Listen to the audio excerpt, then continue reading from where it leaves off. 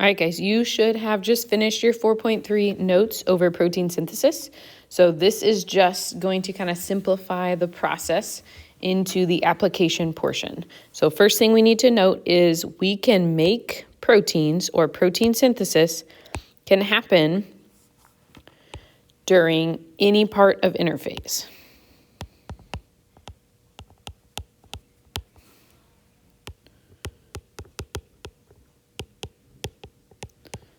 And remember, interphase is 3 steps. So the 3 steps of interphase are G1, S, and G2.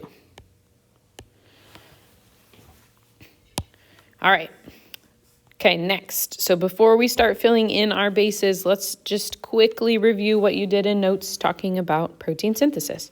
So protein synthesis is 2 parts, right? The first part that we are going to talk about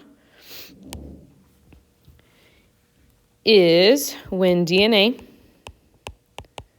is transcribed into mRNA. And remember that M stands for messenger because it carries the code. Okay? This process has to happen in the nucleus because it involves DNA. So DNA, remember, cannot leave the nucleus. So step 1, transcription, where we make mRNA, happens in the nucleus. Step number 2, known as translation, is when mRNA that we just made in step 1 is translated to a protein in the cytoplasm at a ribosome. Remember, that's the organelle that helps with protein synthesis. Okay, couple reminders that we want to get down before we start practicing our 2 steps of protein synthesis are the letters that we can use, or the nucleotides that are possible in DNA versus RNA. So remember, in DNA, the 4 different nucleotides that we can have are A, G, C, and T. Okay, remember A pairs with T, apples go in the tree.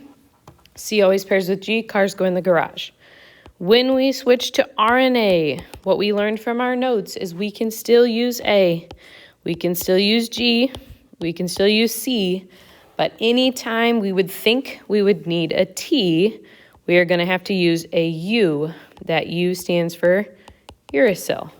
Okay, that is our new nucleotide, our new base. This is the one that allows RNA to be able to leave the nucleus. Okay, so when we are looking at our first step, so when we're transcribing to mRNA, that's where we're using those base pair rules. So if you look at your first one, we're going to use the template strand of DNA, and we are going to match our letters. So remember, T pairs with A. A, now that we're in RNA, pairs with a U, and C still pairs with G. Okay, moving on to our next codon, our group of 3. C pairs with G, A pairs with U, and T still pairs with A. Next 3, G, G pairs with C, A pairs with U. Then we have A, C to match with that codon. And our last one, G pairs with C, A pairs with U, A pairs with U. So we've done part 1, or step 1, where we go through and we transcribe our DNA into mRNA. Okay? Now is where we go to part 2, where we're going to translate them into a protein. So we need to figure out which amino acid goes with each of our codons. Remember, each group of 3 is called a codon. Okay, in order to do this, that's where we get to use either your chart or the wheel. Okay, so remember, you have both options. The wheel, you start in the middle and you work your way out. If we were using this chart, okay, I would find my first letter, which is A, okay? So my first letter is A. My first letter is A over here. Then my second letter is U, so I go up to the top. So I want A, U, so I'm in this box so far. My third letter I go over is G, so if I follow it across, my first amino acid is MET. Okay, and we always, or we can shorten these to write them with the first 3 letters of that amino acid's name. Okay, so let's go ahead and try the next one. So GUA, again, first letter, G, second, U, third, A. So if I follow all of those over, GUA gives me VAL. That is my amino acid. Third one, if I go from there,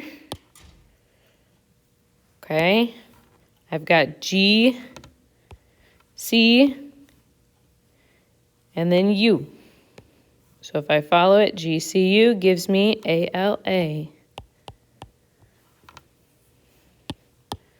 Okay, 2 more before we complete this protein synthesis strand.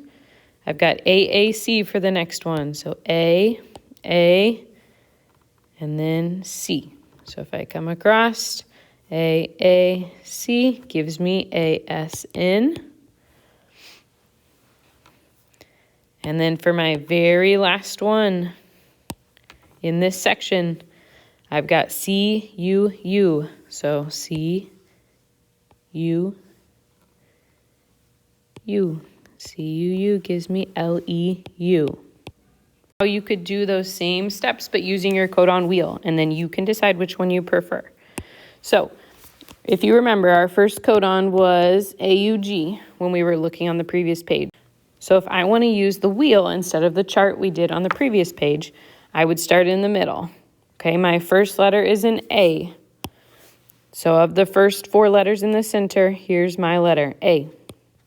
Okay, my second letter is a U, so I need to look at these 4 that are attached to that A, and I need to find the U. So far I've gone A, U, working my way from the middle out. My third letter is a G, so then I see these 3 or 4 that are attached to that letter U. I pick the G.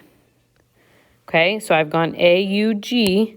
I've made my way out to my amino acid's name. So my first amino acid is MET. Remember, you can shorten it. Just write the first 3 letters instead of writing the full name every time. Okay, what I need you to do now is go ahead and look at the application questions and practice. So you've got 3 on this page that we're looking at now, and then you have 2 practice problems where you're transcribing and translating to figure out the correct amino acid sequence. When you are done, raise your hand. I will come check them, and I will hand out your Yeti Genetics assignment.